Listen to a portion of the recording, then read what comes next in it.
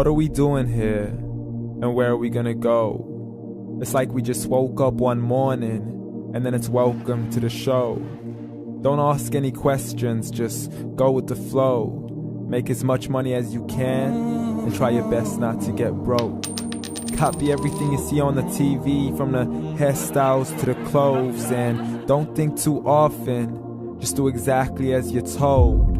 And if you ever get confused, then just turn towards the alcohol. You'll still hear your thoughts, then just turn up the radio as you learn to live a lifestyle of drugs, sex, and rock and roll. But in all honesty, I just need to know, is there more to the cycle than growing and getting old? Living and dying just to leave behind a happy home and a whole lot of property that somebody else is going to own. I just really need to know before the casket's closed, 'cause I'm not willing to gamble with my soul, nor am I ready to take any chances. These are just simple life questions and I'm just searching for some answers. Like, what are we doing here? And what is our purpose? How did we get here, and who made us so perfect? And what happens once we go, or is this world all really worth it? Questions we don't answer because apparently we don't really have to. There's no purpose to this life and our existence is merely natural. Then in that case, please let me ask you, did you create yourself, or was it somebody else who had fashioned you? 'Cause you're a being that's impeccable, faultless and unparalleled. You're a product of supreme intelligence and I'm merely being rational. For there isn't a camera on this earth that can come close to the human eye, nor a computer that can compete alongside the human mind. And if the whole world was to come together, we wouldn't be able to create a single fly. So many signs, yet we still deny. As science tries to justify that all this could come from none, when it's a simple sum. 0 plus 0 plus 0 cannot possibly ever give you 1. So from where did all this order come? For everything has its origins, a maker, a creator of its own. I mean, the only reason you're watching this video is because somebody had to press upload. So we can believe in the Big Bang, but I'd rather believe in He who caused it to explode. Allah, the creator of everything along with every single soul. The ever-living, the master, the only one who is in control. Unlike his creation, beyond our imagination. And no, he's not a man, nor does he have any partners in association. He's on his own. And no, he did not ever leave us alone. Just like every manufacturer, he left us with an instruction manual. The Quran and Islam, and I'm sorry to jump to conclusions, but it's the only one possible.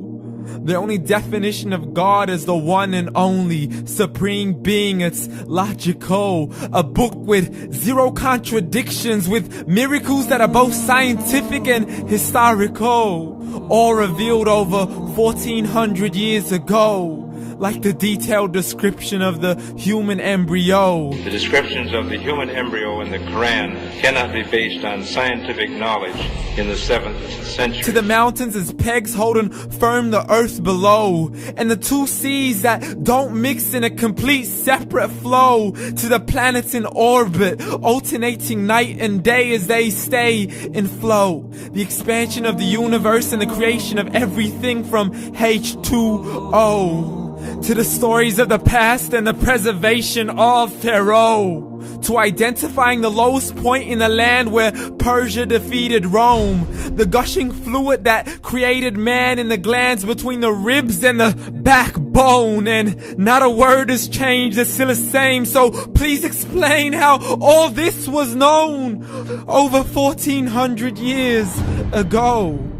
To a man who couldn't read or write, as he would recite whatever the angels spoke. And if you still don't believe, please try to come up with something that's even close.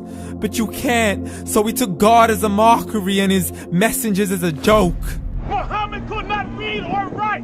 How's somebody who can't read or write gonna start a religion? Dismissed his scriptures as legends and tales of the ancient folk, as we live life according to our whims, desires, and hopes. saying this life is the only home we will ever know. We will live then die, then simply turn to bones. YOLO! Correction, after the grass dies, the rain arrives and it regrows, and Allah promises to do the same thing to your very soul and bring you back from your very fingertips to your toes, as the all-seeing supreme being watches us so close, and we are surely being tested in our wealth, our health, and our self, and everything that we've been blessed with. So believe, for we will surely be resurrected and be brought back to our Lord and account for every single deed, as He hands us our books and